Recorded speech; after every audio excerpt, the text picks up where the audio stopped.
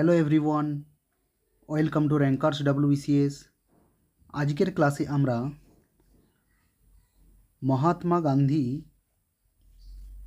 সম্পর্কে এবং মহাত্মা গান্ধীর স্বাধীনতা সংগ্রামে যে অবদান এই সম্পর্কে আমাদের এক্সামের জন্য যে গুরুত্বপূর্ণ তথ্যগুলি আছে, যে ফ্যাক্টসগুলি আছে, সেগুলি আমরা জেনে নেব। আমরা এখানে কিন্তু কোনো গল্প কাহানি ডিটেল স্টাডি করব না। Main gist to the point এবং on the basis of previous year question আমরা ফ্যাক্টসগুলো জেনে নেব। তো ভিডিওটা স্কিপ না করে পুরোটা দেখো, প্রচুর ফ্যাক্টস পাবে। একটা ভিডিওতে এত ফ্যাক্টস দেখার পর বলবে। তো প্রথমে আমরা জেনে নেব মহাত্মা গান্ধীর জন্ম। এগুলো মোটামুটি সবারই জানা, তাও একবার রিভিশন করে নেব। 2 অক্টোবর 1869 গুজরাতের পোরবন্দর স্থান ছিল। পিতার নাম করমচাঁদ গান্ধী বা কাবা গান্ধী বলা হয়। এই ফ্যাক্টটা মনে রাখবে, অনেকের হয়তো অজানা। মা হচ্ছে পুতলিবাই, স্ত্রী হচ্ছে কস্তুরবা গান্ধী, স্ত্রী কস্তুরবা গান্ধী। আচ্ছা, এর যে সন্তান বা ছেলেরা ছিল, গান্ধীর যে পুত্রদের মধ্যে হরিলাল, মণিলাল, রামলাল এবং রামদাস এবং দেবদাস, এই চারজন কী ছিলেন? এই চারজন পুত্র ছিল গান্ধীজির, হরিলাল, মণিলাল, রামদাস এবং দেবদাস। এর শিষ্যা ছিলেন মীরাবেন। গান্ধীজির আত্মকথা হলো সত্যের সঙ্গে আমার পরিচয়, মাই এক্সপেরিমেন্ট উইথ ট্রুথ। আচ্ছা, গান্ধীজির যে জন্মদিন, এটাকে আমরা কি না অহিংসা দিবস হিসাবে কি করি, পালন করে থাকি। গান্ধীজির জন্মতিথি 2 অক্টোবর, 2 অক্টোবর। এবং গান্ধীজির যে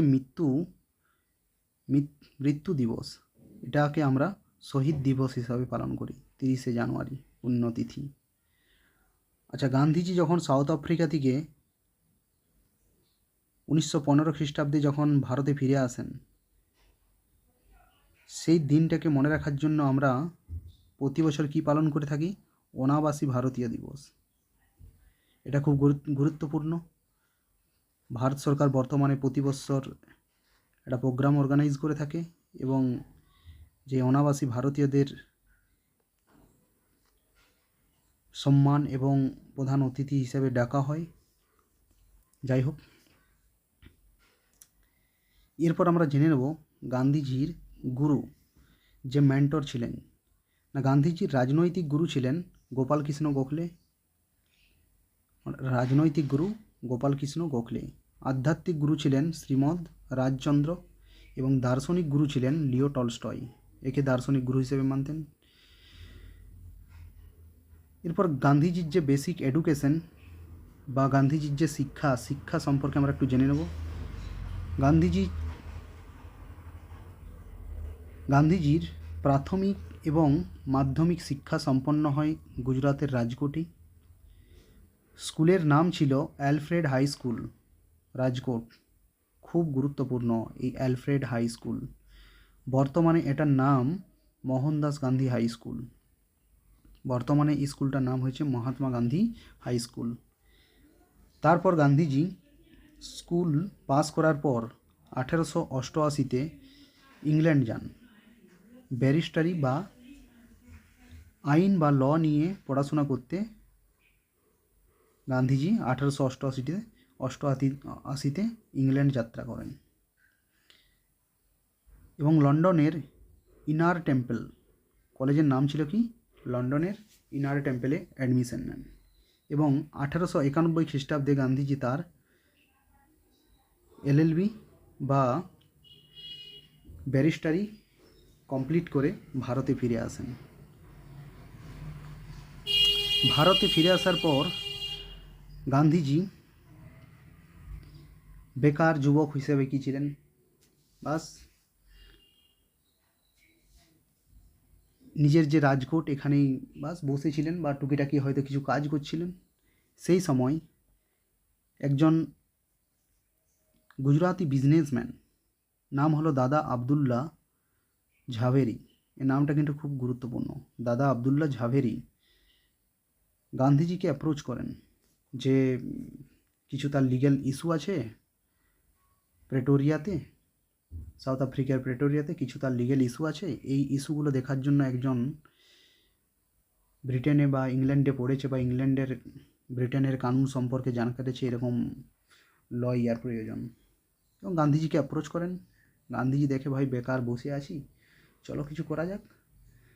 গান্ধীজি ইয়েস করে চলে পড়েন কোথায় না সাউথ আফ্রিকা। গিয়ে পরে গান্ধীজি ইংল্যান্ডে পড়াশোনা করেছিলেন, অতএব ওখানে আইন কানুন ওখানকার ব্যবস্থা খুবই পছন্দ। ভাবলো হ্যাঁ যেমন ইংল্যান্ডে চলে সেরকম সাউথ আফ্রিকাতেও চলবে। এবং গিয়ে পরে করে কি গান্ধীজি না ফার্স্ট ক্লাসের টিকিট কেটে বাস ট্রেনে চেপে পড়েন। এবং তারপর কী করলো, গান্ধীজিকে তুলে ফেলে দেওয়া হলো, বলে ভাই এখানে এলাও নেই, এটা ইংল্যান্ড নয়। প্রথম কী হলো, গান্ধীজি বর্ণ বৈষম্যের শিকার হলো সাউথ আফ্রিকাতে। এবং গান্ধীজি সেদিন থেকে প্রতিজ্ঞা নিল যে একে আমি চেঞ্জ করেই ছাড়বো, ছাড়ছি না। এবং তারপর গান্ধীজি 1894-এ নাটাল ইন্ডিয়ান কংগ্রেস এটা এস্টাবলিশ করেন। কোথায় না সাউথ আফ্রিকাতে। এই নাটালটা ছিল ওর মূল কেন্দ্র, এটা মনে রাখবেন নাটাল নামটা। কততে না 1894-এ নাটাল ইন্ডিয়ান কংগ্রেস। এবং তারপর ব্রিটিশ সরকারকে ওখানকার বা ব্রিটিশকে ভালো রকম শিক্ষা দিয়ে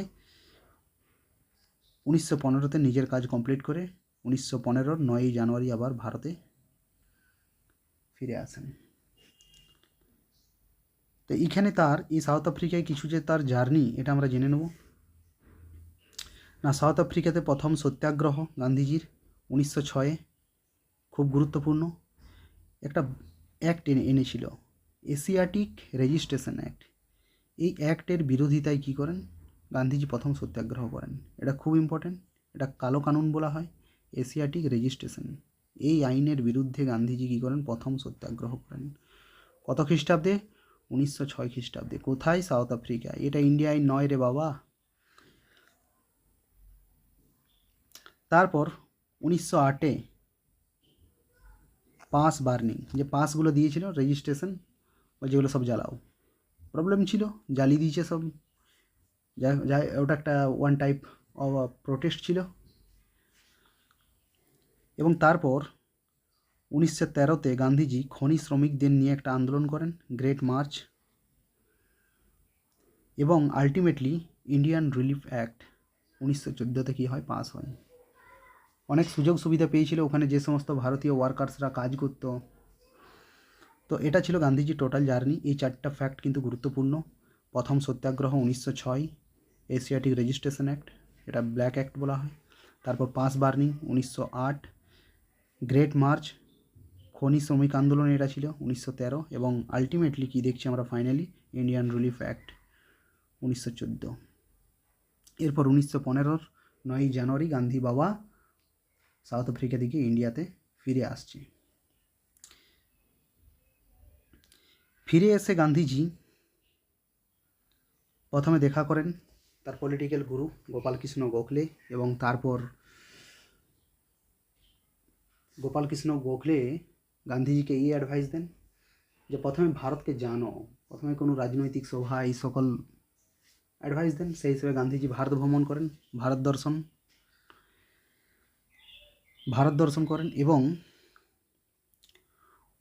1916 খ্রিস্টাব্দে বেনারস হিন্দু ইউনিভার্সিটির ফাউন্ডেশনে প্রথম কোনো সভায় কী করেন গান্ধীজি পার্টিসিপেট করেন, প্রথম কোনো জনসভায় পাবলিক মিটিংয়ে পার্টিসিপেট করেন। কোথায় না বেনারস হিন্দু ইউনিভার্সিটি যে ফাউন্ডেশন হয়েছিল 1916। আচ্ছা, আরেকটা ইম্পর্টেন্ট ফ্যাক্ট ছিল 1915 খ্রিস্টাব্দে গান্ধীজিকে ব্রিটিশ সরকার কাইজারি হিন্দ এই উপাধিটা দিয়েছিল বা এই পুরস্কৃত করেছিল। কারণ আমরা জানিও 1915 টাইম মানে কি ফার্স্ট ওয়ার্ল্ড ওয়ার। গান্ধীজি কিন্তু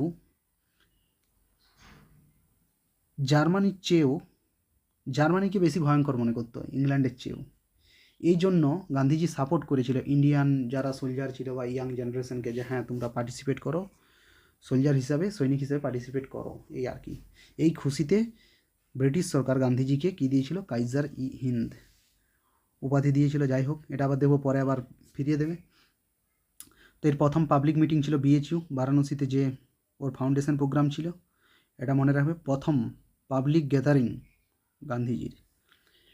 এরপর গান্ধীজি 1916 সালে যে লখনৌ অধিবেশন জাতীয় কংগ্রেসের, ওখানে গিয়েছিলেন এবং ওখানে রাজকুমার শুক্লা নামে একজন ব্যক্তি বিহারের গান্ধীজিকে অ্যাপ্রোচ করেন যে বাবু বাবু এই চম্পারণে নীলকর সাহেবরা আমাদের চাষিদের উপর প্রচুর জুলুম, এই তিন কাঠিয়া ব্যবস্থা আমাদের জীবনকে একদম নিঃস্ব করে দিচ্ছে। গান্ধীজি বলছে আচ্ছা চলো আমি আসছি। তো গান্ধীজি সেই হিসাবে কি 1917 খ্রিস্টাব্দে বিহারের চম্পারণে পৌঁছে যাচ্ছেন এবং সব কিছু দেখলেন যে না, এটা তো ঠিক নয়। ব্রিটিশ সরকার, ইংরেজ নীলকর সাহেবরা যা করছেন তা অন্যায়। এবং গান্ধীজি এখানে কি প্রথম তার কি সিভিল ডিসওবিডিয়েন্স, এই যে মুভমেন্ট, এটা কিন্তু এখানে স্টার্ট হচ্ছে গান্ধীজির। ভারতে প্রথম সিভিল ডিসওবিডিয়েন্স মুভমেন্ট কোথায় না, এটা হচ্ছে কোথায়, এটা হচ্ছে চম্পারণ সত্যাগ্রহ 1917-তে। গান্ধীজিকে কে ডেকেছিলেন? রাজকুমার শুক্লা। চম্পারণ তিন কাঠিয়া সিস্টেমের বিরুদ্ধে। আলটিমেটলি কী হয়, গান্ধীজি যে সাউথ আফ্রিকাতে নেট প্র্যাকটিস করে এসেছিলেন এই সমস্ত সত্যাগ্রহ আগার এই যা কিছু নেট প্র্যাকটিস করেছিলেন, বাস ইন্ডিয়াতে এসেই কী মেরে দিলেন, একটা ছক্কা, হিউজ 6। বাস গান্ধীজি পপুলার হয়ে গেলেন পুরো ভারতে। চম্পারণের কৃষক বলতে শুরু করলেন, ইংরেজ রূপী রাবণকে আমরা ভয় পাই না, কারণ আমাদের রাম এসে গেছে। যাই হোক, এরপর গান্ধীজি আহমেদাবাদ মিল স্ট্রাইক, এখানে কি করে পার্টিসিপেট করে এবং 1918-তে, এবং এটা ছিল গান্ধীজির প্রথম হাঙ্গার স্ট্রাইক। বাস আবার দ্বিতীয় ছক্কা, প্রথম ছক্কা চম্পারণ, দ্বিতীয় ছক্কা আহমেদাবাদ, এবং তারপর খেড়া সত্যাগ্রহ 1918-তে, এটাও গুজরাতে। এটা ছিল গান্ধীজির প্রথম নন কোঅপারেশন। 3টা ছক্কা লাগাতার, হ্যাট্রিক ছক্কার, চম্পারণ, আহমেদাবাদ, খেড়া, 17, 18, 18। তারপর 1919-এ গান্ধীজি শুরু করছেন কি রাওলাট সত্যাগ্রহ। এটা হচ্ছে গান্ধীজির প্রথম অল ইন্ডিয়া মুভমেন্ট। আরে বাবা, এগুলো ছিল রিজিয়নাল। চম্পারণ, ওয়েস্ট চম্পারণ কোথায়, নেপাল বিহার বর্ডারে। আহমেদাবাদ আর একটা সিটির মধ্যে সীমাবদ্ধ ছিল। খেড়া ডিস্ট্রিক্ট গুজরাতের। তো প্রথম অল ইন্ডিয়া মুভমেন্ট কী ছিল গান্ধীজির? রাওলাট সত্যাগ্রহ মুভমেন্ট 1919। ক্রোনোলজি খুব গুরুত্বপূর্ণ, ডোন্ট ট্রাই টু অ্যাভয়েড। এরপর 1920-তে আমরা দেখতে পাচ্ছি গান্ধীজি আলটিমেটলি, এখানে বিভিন্ন ধরনের ইনসিডেন্ট হচ্ছে, বলে আমরা পরে জানবো।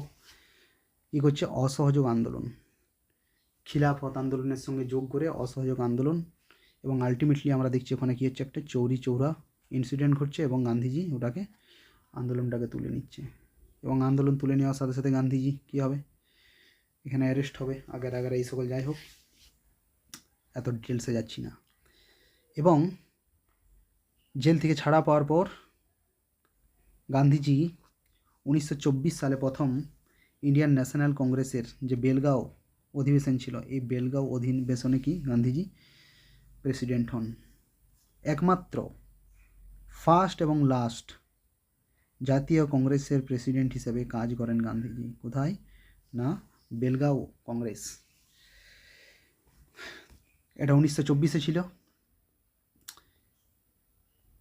এরপর আমরা দেখে নেব 1925-এ Gandhiji All India spinner association establish করছে। কখন? 1925-এ। অল ইন্ডিয়া স্পিনার মানে যারা আর কি বুনে টুনে এই সকল। 1925-এ গান্ধীজি নিজের আত্মকথা লিখছে, মাই এক্সপেরিমেন্ট উইথ ট্রুথ। এটা গুজরাটি ভাষায় লিখছেন এবং তারপর মহাদেব দেশাই এটাকে আবার কি করবেন, ইংলিশে ট্রান্সলেট করবেন।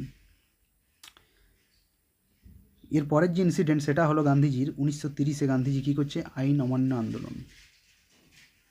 এখানে আমরা দেখতে পাবো সল্ট সত্যাগ্রহ হচ্ছে 16 এপ্রিল 1930-এ, এবং কংগ্রেস কী করছে, ফার্স্ট রাউন্ড টেবিল কনফারেন্স যে ছিল সেটা বয়কট করে দিচ্ছে।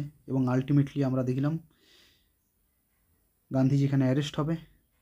এবং তারপর 1931 গান্ধীজি কী হচ্ছে না, গান্ধীজি এবং আরণ্যের মধ্যে একটা প্যাক্ট সাইন হচ্ছে।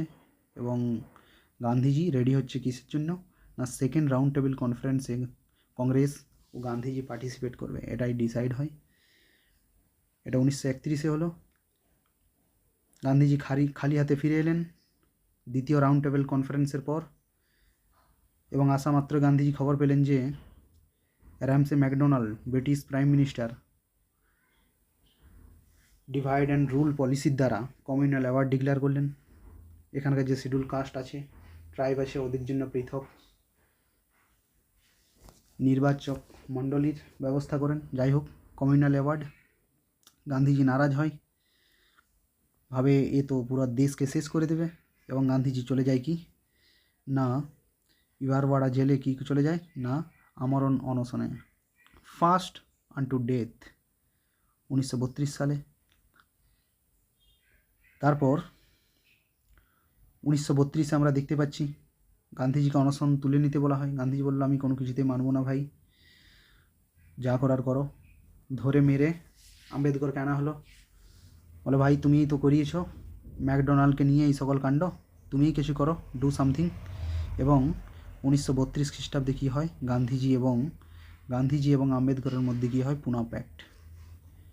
কী ছিল অত ডিটেলসে যাচ্ছি না। গান্ধীজি এবং আম্বেদকরের মধ্যে 1932 হয় পুনা প্যাক্ট। কিন্তু গান্ধীজি এতটাই রেগেছিলেন না, প্যাক্টে সাইন করেননি, একদম সাইন করেননি। মদন মোহন মালব্য বা মদন মোহন মালবিয়া সাইন করেছিলেন গান্ধীজির পক্ষ থেকে। যাই হোক, এরপর 1932 আমরা দেখতে পাচ্ছি গান্ধীজি কী এস্টাবলিশ করছে, হরিজন সেবক সংঘ এস্টাবলিশ করে 1932-এ। 1933 Gandhiji Travancore temple open to Harijan participate করছেন এটাতে। এবং 1940 আমরা দেখতে পাচ্ছি গান্ধীজি ব্যক্তিগত সত্যাগ্রহ, ইন্ডিভিজুয়াল সত্যাগ্রহ, বিনোবা ভাবে, জওহরলাল নেহেরু ইত্যাদি। এবং 1942 ভারত ছাড় আন্দোলন শুরু হচ্ছে। এখানে গান্ধীজি নারা দিচ্ছে, ডু অর ডাই, করো অথবা মরো। তারপর আমরা দেখব 1942 পর গান্ধীজিকে অ্যারেস্ট করা হচ্ছে এবং 1944 ছাড়া পাবে।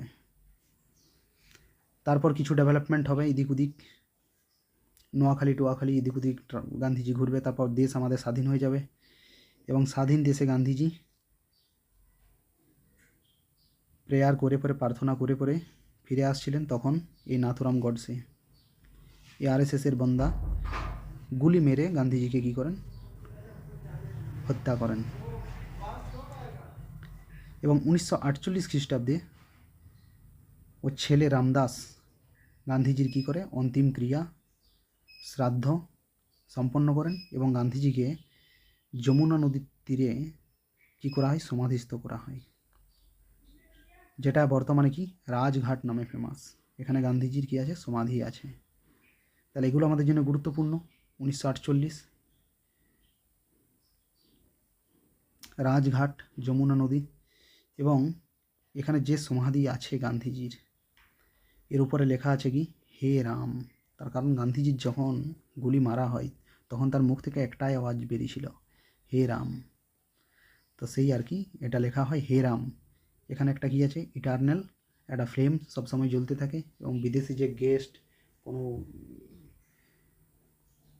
ফরেন গেস্ট এলে বা কোনো অন্য দেশের যখন চিফ প্রাইম মিনিস্টার প্রেসিডেন্ট আসেন, তখন এখানে কী করা হয়, শ্রদ্ধা জানানো হয় গান্ধীজিকে। গান্ধীজির মৃত্যুর পর এর যে কোটেশনটা জওহরলাল নেহেরু, এটা খুব গুরুত্বপূর্ণ। The light has gone, the light has gone out of our lives. জীবনের থেকে লাইট সব চলে গেছে। দেয়ার ইজ ডার্কনেস এভরিওয়ে, চারদিকে শুধু অন্ধকার অন্ধকার অন্ধকার। এই যে কোট, এই যে মন্তব্যটা অল ইন্ডিয়া রেডিওতে কে করেছিলেন, জওহরলাল নেহেরু।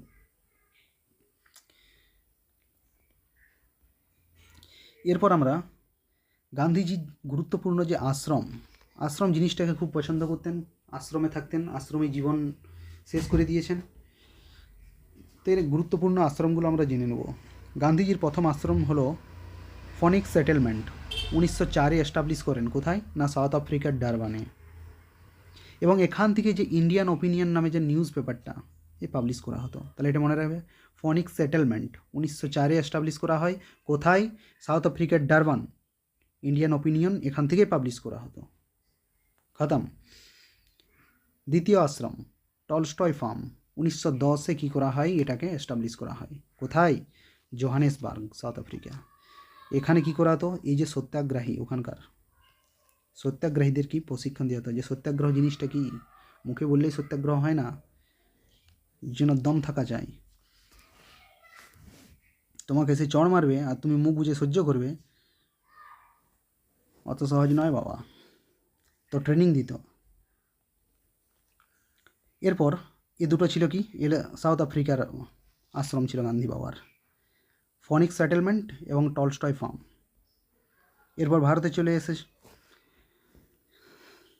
গান্ধী বাবা ভারতে চলে এসেছেন এবং ভারতে এসেই আশ্রম প্রতিষ্ঠা করেন। কোথায়? আহমেদাবাদে, সত্যাগ্রহ আশ্রম বা কোচরাব। এটা কিন্তু খুব গুরুত্বপূর্ণ, এই যে কোচরাব বা কোচরাব। কখন? 1915-তে, আহমেদাবাদ, গুজরাতে।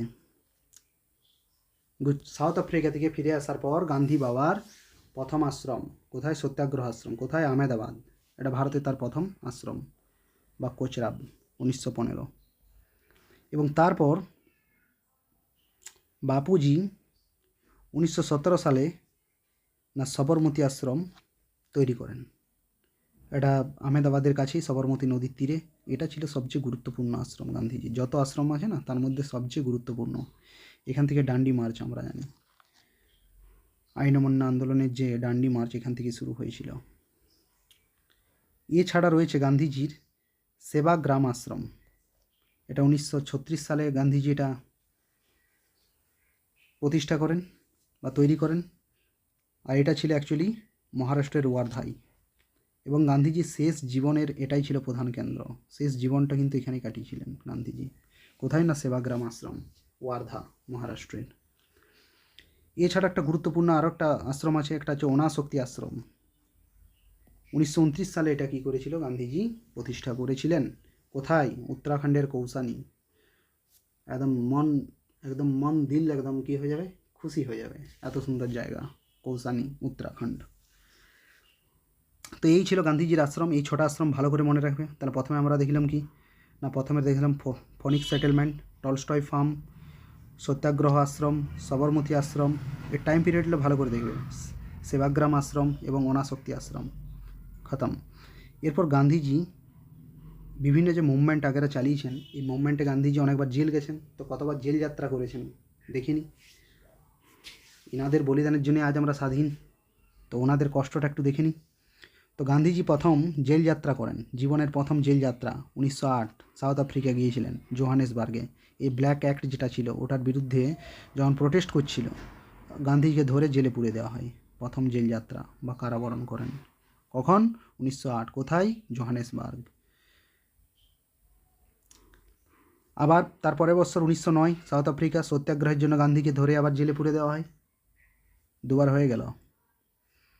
3 নম্বরে গান্ধী বাবা ফিরে চলে এসেছেন ভারতে এসে এদিক ওদিক দেখছিলেন। আলটিমেটলি 1920-তে অসহযোগ আন্দোলন শুরু করে দিলেন। বাস, তারপর আবার কি, তারপর হয়ে গেল চৌরাচৌরি ঘটনা এবং ব্রিটিশ সরকার গান্ধীজির বিরুদ্ধে কি দেশদ্রোহিতার চার্জ লাগায়। দেশদ্রোহিতার সেডিশনের চার্জ লাগিয়ে গান্ধীজিকে 6 বছরের কী করা হয়? সাজা শোনানো হয়। বাবু আপনাকে 6 বছর রাখা হবে। এবং ইয়ারওয়াড়া জেলে পুনের গান্ধীজিকে কী করা হয়? ভরে দেওয়া হয়, কারাবাসে রাখা হয়। কিন্তু আলটিমেটলি আমরা দেখব 1924 সালে গান্ধীজিকে কী করা হচ্ছে? ছেড়ে দেওয়া হচ্ছে। এবং গান্ধীজি চতুর্থবারের জন্য জেলযাত্রা করেন 1930-31। সিভিল ডিসঅবিডিয়েন্স মুভমেন্ট, আইন অমান্য আন্দোলন প্রথম ধাপে, ডান্ডি মার্চ, এরপর ধর্ষণা সত্যাগ্রহ, যে নুনের যে গোডাউনে, এবং সেখানে কী হয়, গান্ধীজিকে অ্যারেস্ট করা হয় ধর্ষণা সত্যাগ্রহে। গান্ধীজিকে কী করা হয়, গান্ধীজিকে জেলে পুরে দেওয়া হয়। এবং আমরা দেখি যখন গান্ধী অরবিন্দ প্যাক্ট হয় তখন গান্ধীজিকে কী করা হয়, মুক্তি দেওয়া হয়। তো এটাই ছিল চতুর্থবার। পঞ্চমবারের মতো আমরা দেখব সব কিছু ঠিক থাকবে। গান্ধী অরবিন্দ প্যাক্ট হলো, তারপর দ্বিতীয় রাউন্ড টেবিল কনফারেন্স হলো।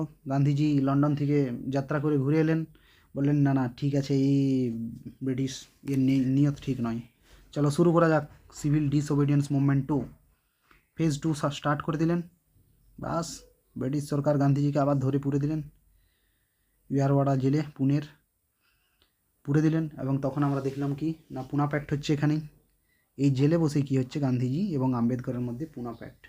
এবং গান্ধীজি এখানে ছাড় পাচ্ছেন আবার। এবং তারপর এবং সবচেয়ে লাস্ট এবং ফাইনাল টাইমের জন্য গান্ধীজি জেল যাত্রা করেছিলেন ভারত ছাড় আন্দোলন, কুইট ইন্ডিয়া মুভমেন্টের সময় 1942 থেকে 44, 2 বছর জেলে ছিলেন। এই সময়ে একে রাখা হয় আগা খান প্যালেসের মধ্যে রাখা হয়েছিল, আগা খান প্যালেস পুনের। এখানে গান্ধীজির যত রিলেটিভ সবকে ধরে এখানে পুরে দেওয়া হয়েছিল। কস্তরবা গান্ধী, মহাদেব দেশাই ওর যে পার্সোনাল সেক্রেটারি ছিলেন। এবং আলটিমেটলি আমরা দেখব এখানে খুব দুঃখদ ঘটনা হবে গান্ধীজির সাথে। গান্ধীজি তার নিজের স্ত্রীকে কি এখানে হারিয়েছিলেন। মৃত্যু হয় 1944-এ কস্তরবা গান্ধীর, এবং মহাদেব দেশাইও এখানে মারা যাচ্ছেন। এরপর আমরা দেখে নেব গান্ধী বাবার রিলেটেড কিছু উপাধি। এই গান্ধীজিকে মহাত্মা এই উপাধিটা কে দিয়েছিলেন, আমাদের রবীন্দ্রনাথ ঠাকুর। বাপু উপাধিটা কে দিয়েছিলেন, বাপু নামটা কে দিয়েছিলেন, সুভাষচন্দ্র বোস। গান্ধীজিকে জাতির জনক প্রথম কে বলেছিলেন, father of nation, Subhashchandra Bose. এই চার্চিল, ইংল্যান্ডের প্রাইম মিনিস্টার ধূর্ত চার্চিল গান্ধীজিকে সেকেন্ড রাউন্ড টেবিল কনফারেন্সের টাইমে বলেছিলেন, কারণ গান্ধীজি একটা জাস্ট চাদর বেরিয়ে বাস চলে গিয়েছিলেন, তোকে দেখে এই কমেন্ট করেছিল যে হাফ নেকেড ফকির।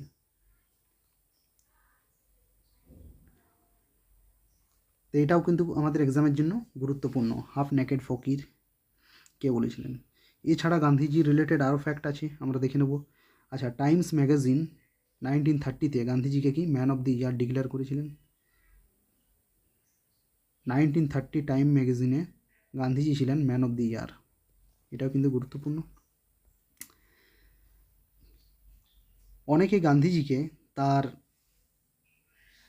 নন ভায়োলেন্স এবং সত্যাগ্রহের জন্য নোবেল পিস প্রাইজের জন্য 5 বার মনোনীত করা হয়েছিল। গান্ধীজি কি না এত সুন্দর সত্যের পূজারী, সত্যাগ্রহ, নন ভায়োলেন্স, অতএব গান্ধীজিকে নোবেল পিস প্রাইজ দেওয়া উচিত। এর জন্য 1937, 1938, 1939, 1947, 1948 5 বার মনোনীত করা হয়। কিন্তু নোবেল কমিটি ব্রিটিশের কথা শুনে চলতে যায়, একে কী নোবেল পুরস্কার দেবে, কিন্তু কখনোই পাননি, দেয়নি ওরা। গান্ধীজিকে পেত না, গান্ধীজিকে 5 বারই দেওয়া উচিত ছিল, কিন্তু দেয়নি ওরা। 1948-এ যখন 30শে জানুয়ারি গান্ধীজি মার্ডার করা হয়, হত্যা করা হয় গান্ধীজিকে, এবং তারপর নোবেল পিস প্রাইজ যে কমিটি ছিল, এই কমিটি, নরওয়ের যে কমিটি, এরা কিন্তু 1948-এ কাউকেই পিস প্রাইজ দেয়নি।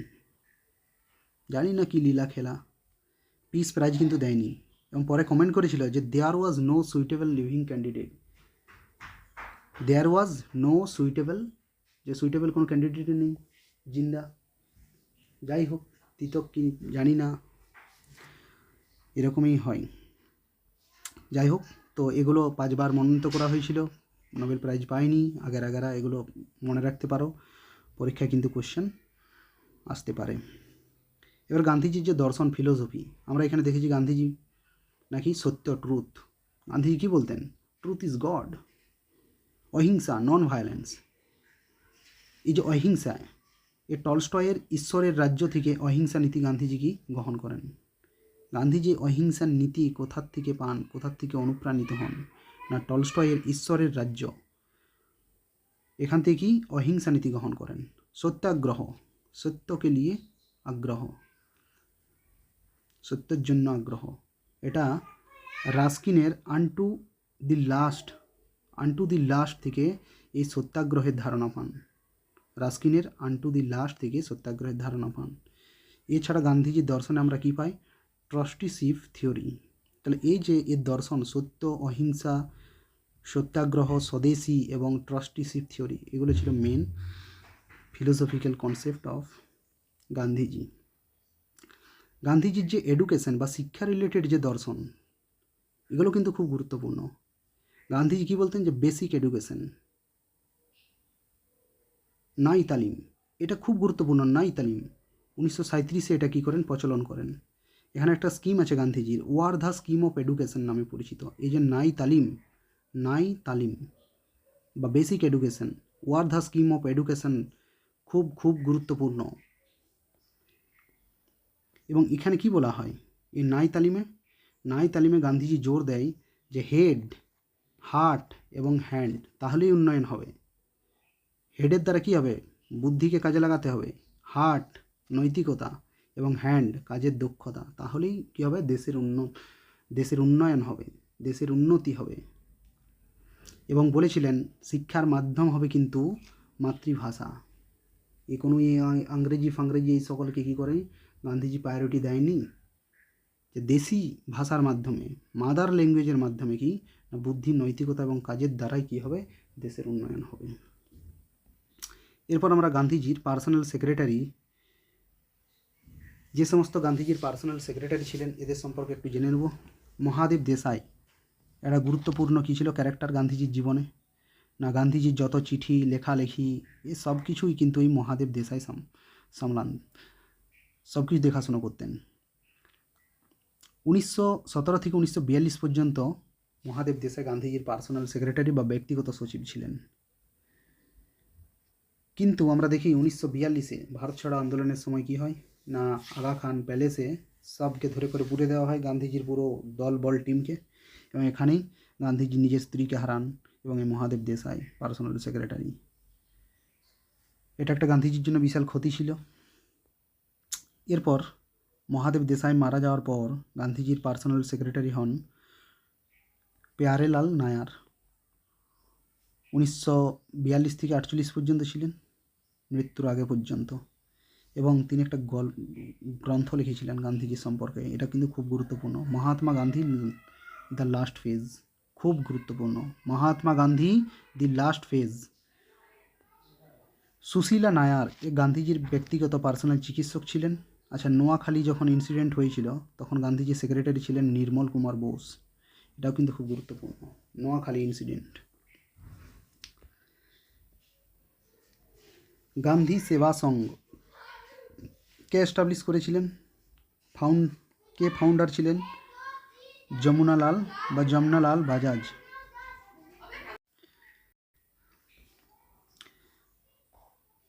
এরপর আমরা দেখে নেব গান্ধীজির প্রিয় ভোজন বৈষ্ণব জনক, এটা কে লিখেছিলেন? নরসিংহ মেহতা। বৈষ্ণব জনক, এটা ছিল গান্ধীজির প্রিয় ভোজন, এটাও কিন্তু পরীক্ষায় এসে থাকে। আচ্ছা, গান্ধীজি 7টা সামাজিক পাপের কথা বলেছেন। এগুলো কিন্তু ইউপিএসসি বলো, ডাব্লিউবিসিএস মেন্স বলো, বিভিন্ন পরীক্ষায় কম্পিটিশনের লেভেল যত বাড়ছে না, এই দিক থেকে ফিলোসফিক্যাল কোট এগুলো তুলে দিচ্ছে। এবং মেন্সে তো আমরা দেখি সচরাচর এগুলো এসেই থাকে। তো গান্ধীজির 7টা সামাজিক পাপ, এগুলো আমরা জেনে নেব। 7 সোশ্যাল সিন বা 7টি সামাজিক পাপস, এগুলো কিন্তু পরীক্ষার জন্য খুব গুরুত্বপূর্ণ। এই 7টি সামাজিক পাপ হলো নীতি ছাড়া রাজনীতি, পলিটিক্স উইদাউট প্রিন্সিপালস, পরিশ্রম ছাড়া সম্পদ, ওয়েলথ উইদাউট ওয়ার্ক, বিবেক ছাড়া ভোগ, প্লেজার উইদাউট কনসায়েন্স, চরিত্র ছাড়া জ্ঞান, নলেজ উইদাউট ক্যারেক্টার। 5th আছে নৈতিকতা ছাড়া ব্যবসা, কমার্স উইদাউট মোরালিটি, মানবতা ছাড়া বিজ্ঞান, সায়েন্স উইদাউট হিউম্যানিটি, অ্যান্ড ত্যাগ ছাড়া উপাসনা, ওয়ারশিপ উইদাউট স্যাক্রিফাইস। তো এই ছিল 7টা গান্ধীজির 7টা সামাজিক পাপ।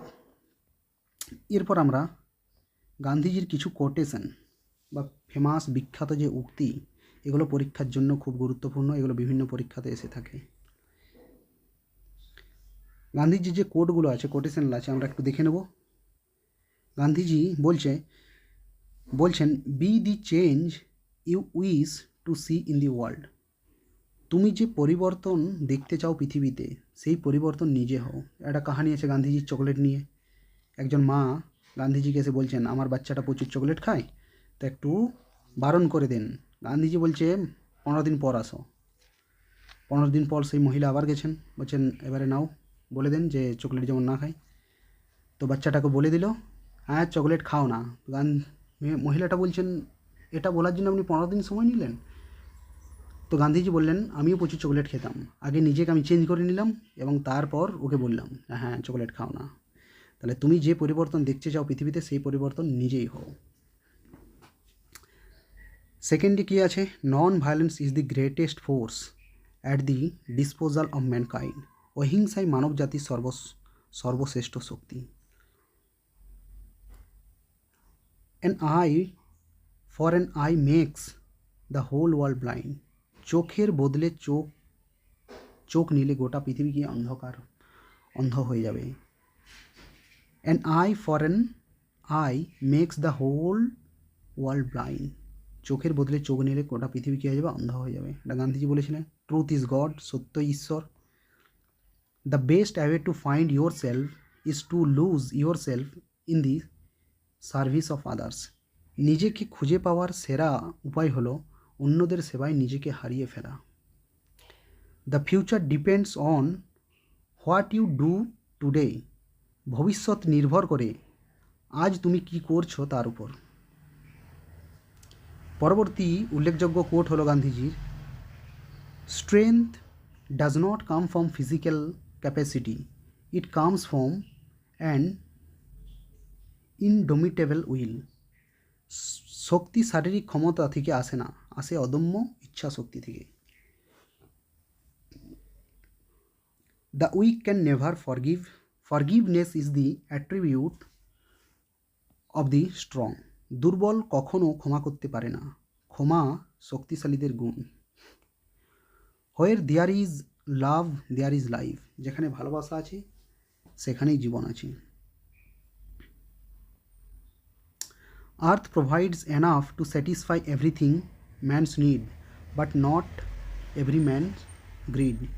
পৃথিবীতে সবার প্রয়োজন মেটানোর মতো সম্পদ আছে, কিন্তু লোভ মেটানোর মতো নয়। লোভ কারোরই মেটাতে পারবে না।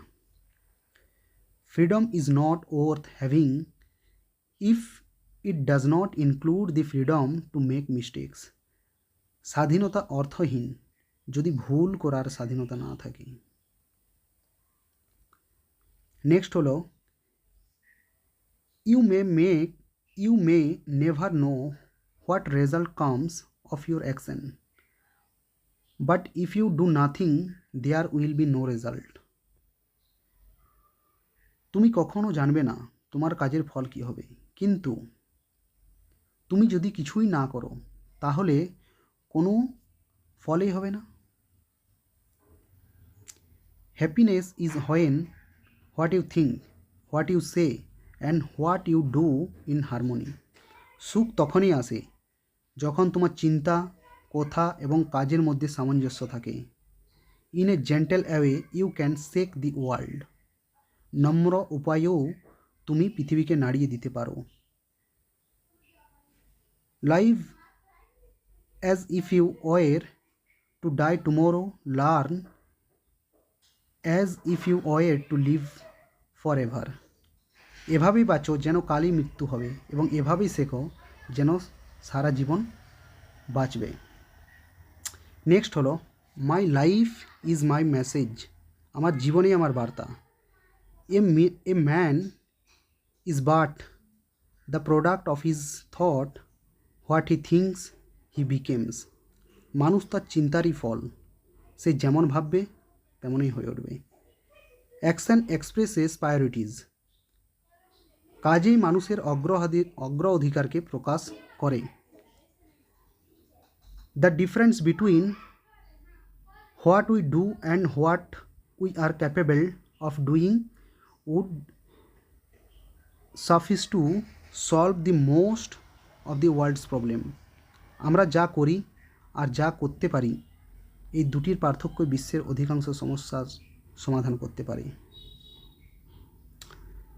Service without humanity is a selfishness and egoism.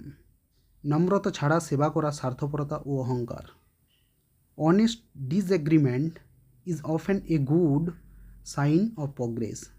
সৎ মতভেদ প্রায়ই অগ্রগতির একটা ভালো লক্ষণ। তাহলে সৎ মতভেদ। Prayer is not asking, it is a longing of soul. প্রার্থনা চাওয়া নয়, এটি আত্মার আকাঙ্ক্ষা। The greatness of humanity is not in being human but in being human. মানবতার মহত্ব মানুষ হওয়ার নয়, মানবিক হওয়ার। There is no path to peace, peace is the path. শান্তির কোনো আলাদা পথ নেই, শান্তি এই পথ। Faith is not something to grasp, it is a state to grow into.